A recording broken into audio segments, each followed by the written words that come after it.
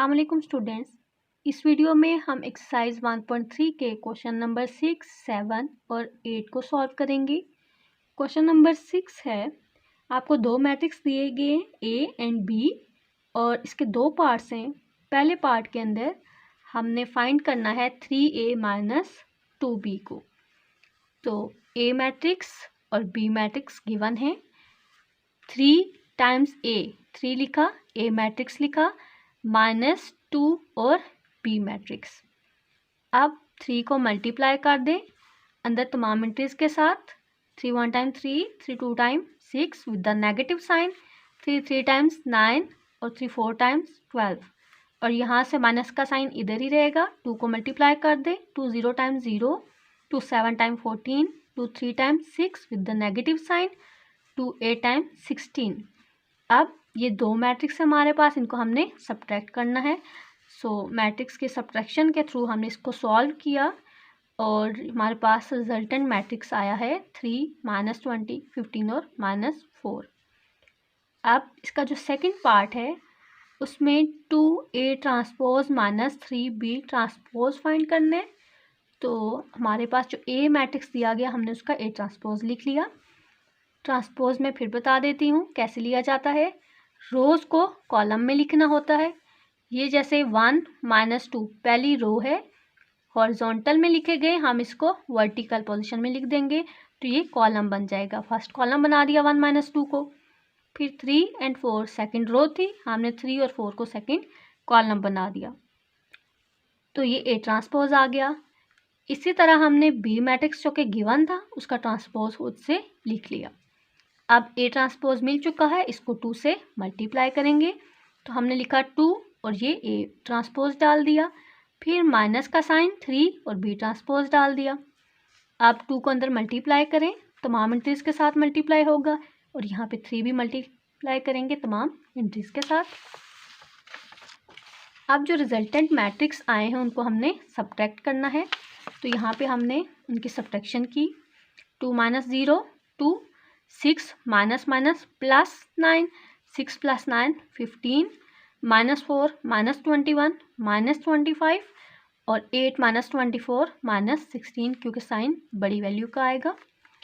तो ये हमने 2a ट्रांसपोज -3b ट्रांसपोज का रिजल्ट फाइंड कर लिया। नंबर 7, इसमें एडिशन का ऑपरेशन परफॉर्म होगा। उसके बाद फिर मैट्रिक्स की इक्वालिटी की कंडीशन लगा के हमने दो अननोन हैं ए और बी, इनकी वैल्यूज़ फाइंड करनी है। तो स्टार्ट करते हैं। पहले इसकी लेफ्ट हैंड साइड को सिंप्लीफाई कर लेते हैं। 2 × ये एक मैट्रिक्स लिखा हुआ है, हम 2 को इसके साथ मल्टीप्लाई करेंगे। एज अ रिजल्ट मिला हमें 4 8, 3 2 टाइम 6 तो -6। अब ये 2a के साथ जब मल्टीप्लाई होगा तो 2a आ जाएगा। अब 3 को मल्टीप्लाई करना है, 3 को बाकी मल्टीप्लाई किया तमाम एलिमेंट्स के साथ, 3b के साथ जब मल्टीप्लाई होगा तो 3b आ जाएगा। अब यहाँ पे दो मैट्रिक्स, इनके दरमियान में एडिशन है सो हम इनको ऐड करते हैं।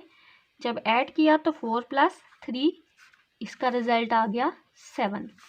फिर यहाँ पे 8 + 3b, यहाँ पे फिर हमने लिख दिया 8 + 3b, -6 + 24, -6 + 24 जो कि सॉल्व होकर रिजल्ट दे देता है 18।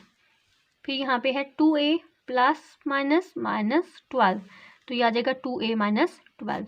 अब इनकी न्यूमेरिकल वैल्यू नहीं आ सकती क्योंकि इसके अंदर a और b दो कॉन्स्टेंट्स हैं। तो ये हमारे पास लेफ्ट हैंड साइड की फाइनल फॉर्म ये आई, ये मैट्रिक्स है। अब राइट हैंड साइड में ये मैट्रिक्स है, इट मीन्स ये मैट्रिक्स और ये मैट्रिक्स दोनों इक्वल हैं क्योंकि यहाँ पे इक्वलिटी है। अब मैट्रिक्स इक्वल कब होते हैं? तो अगर हम मैट्रिक्स की इक्वालिटी की डेफिनेशन लगाएं तो हमने यहाँ पे लिखा by the definition of equality of matrices. वो क्या होती है कि जो एलिमेंट्स होते हैं रिस्पेक्टिव एंट्रीज दोनों मैट्रिसेस की जब इक्वल होंगी तब हम कहेंगे कि वो इक्वल हैं। तो यहाँ पे तो गिवन है वो इक्वल है। तो देखें फर्स्ट एलिमेंट 7, यहाँ पे भी फर्स्ट एलिमेंट 7, ये फर्स्ट कॉलम का सेकंड एलिमेंट 18, फर्स्ट कॉलम का सेकंड एलिमेंट 18। अब यहाँ पे ये एक एलिमेंट है 10, इसकी रिस्पेक्टिव पोजीशन पे है 8 + 3b। अब b की कोई वैल्यू होगी, हमें नहीं पता b क्या है, जो केस में जब डालेंगे तो यहाँ पे भी रिजल्ट 10 बनेगा, क्योंकि ये दोनों मैट्रिक्स इक्वल हैं। तो जब इक्वल हैं तो यहाँ से हम 8 + 3b को 10 के इक्वल पुट कर देंगे। यहाँ से 8 शिफ्ट किया तो 3b = 10 - 8, 10 - 8 = 2, 3b = 2, दोनों तरफ 3 डिवाइड कर दें तो b = 2/3, हमें एक कांस्टेंट की वैल्यू मिल गई। अब यहाँ पे देखें, सेकंड रो का सेकंड एलिमेंट जो है 2a - 12, यहाँ पे सेकंड रो का सेकंड एलिमेंट है 1। मैट्रिक्स इक्वल है, इसका मतलब है इसको इसके इक्वल होना चाहिए। तो हमने पुट कर दिया 2a - 12 को 1 के इक्वल।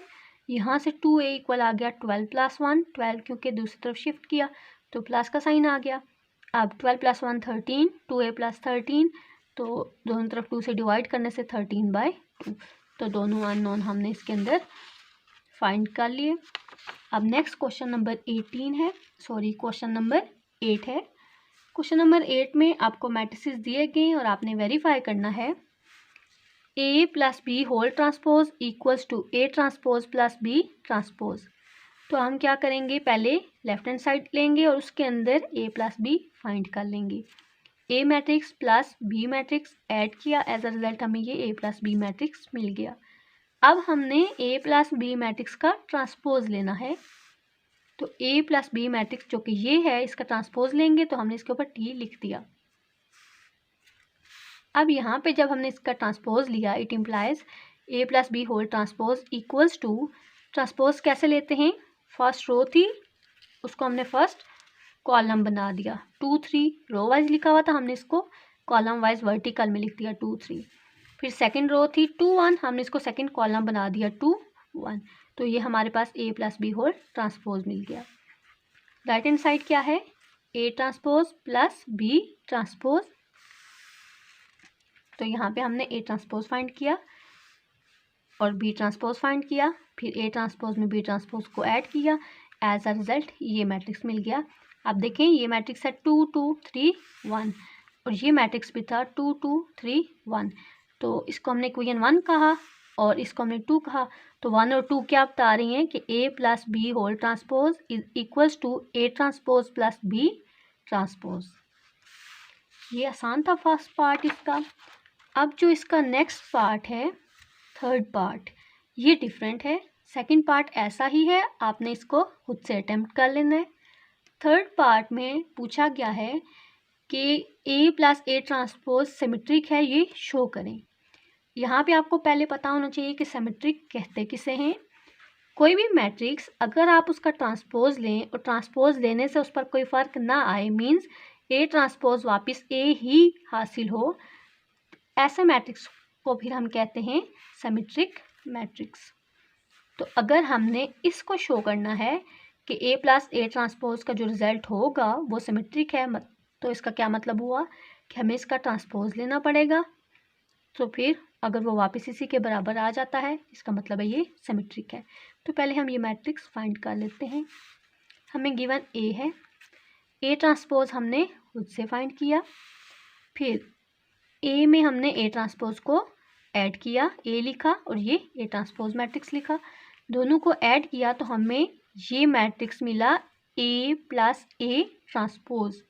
हम अब ये एक मैट्रिक्स है ना, अब हमने इस मैट्रिक्स को शो करना है कि ये सिमेट्रिक है, तो हमें फिर इसका ट्रांसपोज लेना है। हमने इसका ट्रांसपोज लिया, इसके ऊपर t डाला, तो यहाँ पे इसका नेम क्या है, a + a ट्रांसपोज। तो a + a ट्रांसपोज का हमने क्या लिया, ट्रांसपोज। अब इसका आप ट्रांसपोज लेते हैं, ये रो है, इसको कॉलम बना दें तो 2 2 आ गया, ये दूसरी रो है, इसको कॉलम बना दें तो ये सेम ही है, ये वापस आ गया a + a ट्रांसपोज के। As a + a transpose whole transpose = a + a transpose, so a + a transpose is symmetric. अब ये आपके पास एक और क्वेश्चन है, ये b मैट्रिक्स के लिए भी आपने इसको खुद अटेम्प्ट करना है, सिमेट्रिक शो करना है। नेक्स्ट मैं आपको करवा रही हूँ स्क्यू सिमेट्रिक कैसे शो करना है। इसके लिए आपको पता होना चाहिए कि स्क्यू सिमेट्रिक होता क्या है। जब आप किसी मैट्रिक्स का ट्रांसपोज लेते हैं, if a transpose = negative of a transpose negative of a के इक्वल अगर आए तो ऐसे मैट्रिक्स को हम कहते हैं कि ये स्क्यू सिमेट्रिक मैट्रिक्स है। हम फाइंड करेंगे पहले, जिसको हमने शो करना है स्क्यू सिमेट्रिक। पहले हम ये मैट्रिक्स फाइंड करते हैं। हमने ए लिखा माइनस ए ट्रांसपोज जब ले लिया तो ये फॉर्म आई। अब ए माइनस ए ट्रांसपोज सॉल्व किया, हमारे पास ये मैट्रिक्स आ गया ए माइनस ए ट्रांसपोज। अब हमने ट्रांसपोज लेना है किसका, ए माइनस ए ट्रांसपोज, जो एक मैट्रिक्स हमें ये हासिल हुआ है इसका ट्रांसपोज लेना है। तो यहाँ पे हमने सिंबल डाल दिया। अब इसका ट्रांसपोज लेते हैं। ये है फर्स्ट रो, हमने इसको बनाया फर्स्ट कॉलम 0 2। ये है सेकंड रो, हमने इसको बनाया सेकंड कॉलम -2 0। अब हमने क्या करना है, अब देखें ये वापस ये चीज़ नहीं आई, डिफरेंट है। अब हम इसमें से माइनस का साइन कॉमन लेते हैं। माइनस साइन कॉमन लिया तो ये 0, इसके साथ से माइनस साइन चला गया, 2 इसके साथ नहीं था तो आ गया -2 और ये 0। अब ये देखें वापस क्या बन गया है, ये क्या है, ये है A minus A transpose, A minus A transpose 0 2, ये भी है 0 2, ये था फिर -2 और 0, ये भी है -2 और 0। तो फिर हमने इसकी जगह पे लिख दिया ए माइनस ए ट्रांसपोज, बाहर माइनस का साइन मौजूद है। तो अब इस मैट्रिक्स का जब आपने ट्रांसपोज लिया तो ये बराबर आया नेगेटिव ऑफ वही matrix A minus A transpose whole transpose equals to minus of A minus A transpose, thus A minus A transpose is skew symmetric. तो जो आज की आपकी वीडियो थी इसमें आपने क्या न्यू सीखा, सिमेट्रिक मैट्रिक्स क्या होता है और स्क्यू सिमेट्रिक मैट्रिक्स क्या होता है। होप सो कि आपको इसकी समझ आ गई होगी। अगर आपको ये वीडियो मुफीद लगी हो तो इसको अपने फ्रेंड्स के साथ ज़रूर शेयर करें।